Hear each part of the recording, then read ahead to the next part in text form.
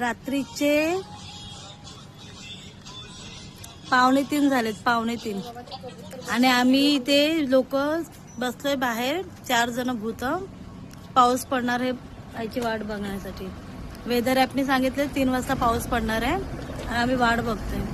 पण तुम्ही वरती बघू शकता, आकाशमध्ये काहीच दिसत नाही. तुम्हाला पण नाही दिसणार मला, कालो काय भरपूर. पण वरती जराही पावसाचं काही दिसत नाही, नामोनिशान.